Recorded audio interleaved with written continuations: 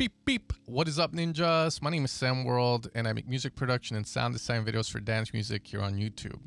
Now, if you were to ask me the question, yo, Sam, what's one thing you learned in 2021 that changed your production? And the answer to that question would be humanization. The humanization of electronic dance music.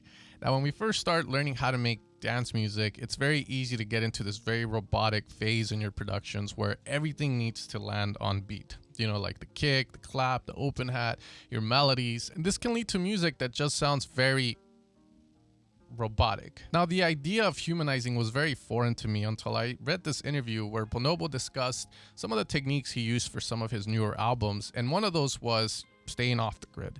Now, inside of Ableton, we can go in and we can right click and we can essentially switch between different grids like 1/8, 1/16, but you can also turn it off. Now, what this is going to allow you to do is of course, let's say here we have a kick. I can input a clap. I can land it on beat, but I can also shift it a little to the right. And even more. And even more.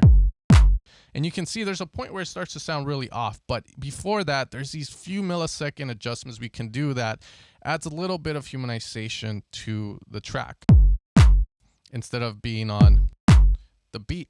Now, some people might like this sound, some might not, but this is the idea we're going to explore in today's video. Now, from there, I thought, okay, cool. You know, there's this whole new aspect of production now. And as simple as it is, to me, it's just like, whoa, I never thought of doing stuff like that. Now, from there, I decided to buy essentially a MIDI controller which had drum pads. So the best choice for me was a Launch Key 25, which I can use in order to punch in some beats. So in today's video, we're going to explore this a bit. What I'm going to do is I'm going to create a beat on the Launch Key 25. And then from there, I'm going to punch it in with just the mouse. So in order to do this, I am going to be using this bass loop from the brand new Deceiver Volume 4 pack. If you ever wanted to support the channel, make sure to check it out. It's a Tech House sound set and it's finally out, released last Friday. And we're going to have this.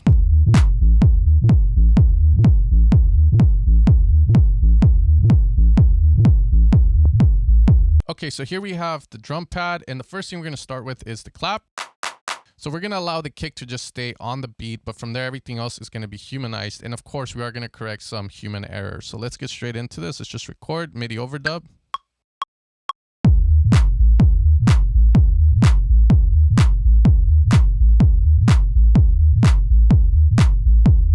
Okay, so here we're going to have the clap we have recorded. And as we're going to see, some of them are going to land on beat somewhat. I'm not the best beat masher there, but from there, let's see. This one can use a little bit of help, so we're just going to shift it to the right.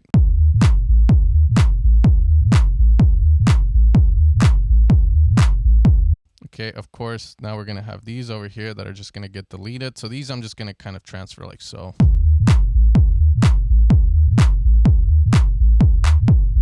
This one a little more to the left. The next thing obviously is the open hat, so let's record that in.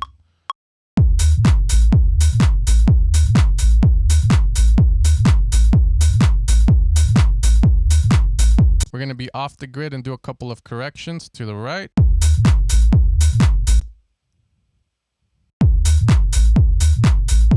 Okay, so after we do a couple of corrections, now we can duplicate that. So if we look deep in there, you can see it's not exactly on the beat.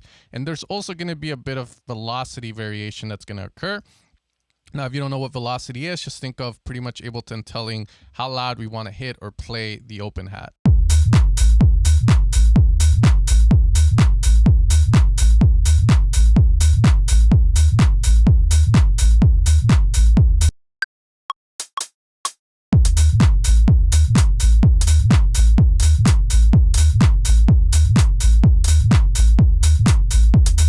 Okay, cool. So we have something pretty cool. So what I'm going to do is actually mute the close hat when the open hat hits. It's just something that a lot of like Tech House drum loops are going to mimic the 909 drum machine. As when you had the open hat, if the close hat hit after it, it would shut it off. And if the close hat hit with the open hat wouldn't be allowed to play. It would essentially gate it shut.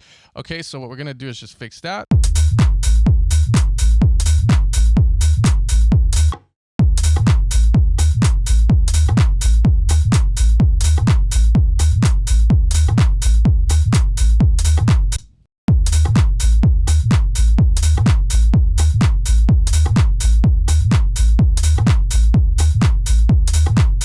And finally, the last thing I'm going to add is just this kind of additive clap, which is there to just reinforce the clap and give little kind of snippets of it. So we're going to record that. Let's see what we come up with.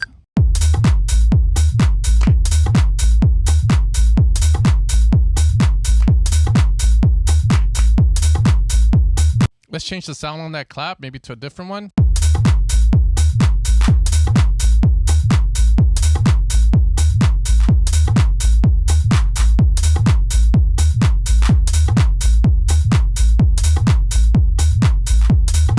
Okay, so now what I've done is I've essentially duplicated the humanized version into another one, quantized it, and as well as made the velocities just stay the same throughout on all the drums. So from there we can kind of compare. So the first one we'll play is the version that's on beat.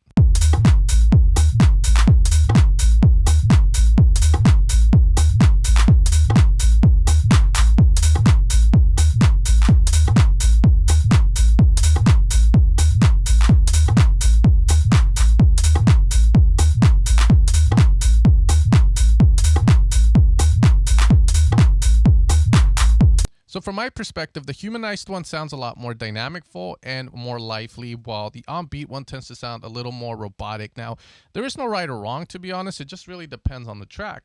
But to give you an example here, for instance, the open hat in the humanized one versus the on-beat one, you can hear the difference. The humanized one has this sort of like, while the on-beat one's constantly always hitting the same dB. So again, the humanized one has a lot more dynamic range to it due to the volume differences that occur. From there, we can also hear the perk.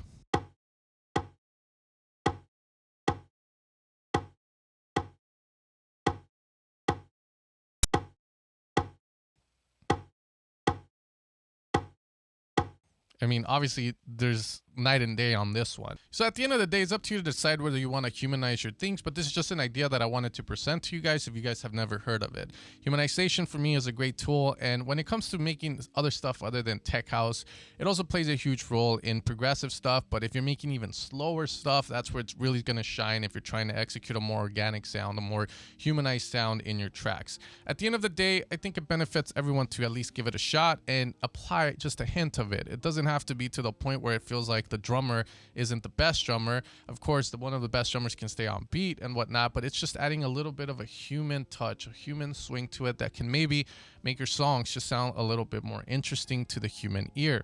There's been instances where big music producers like Lego World, etc., state that they kind of get the drums a little off here and there just to make the brain work a little more, and that makes hearing music a lot more enjoyable for the listener. So I hope you guys have a great rest of your day, and if you want to support the channel, make sure to check out Deceiver Volume 4. I promise you that you're going to enjoy the sounds that are available there for you if you make tech house. And with that being said, peace out and much love.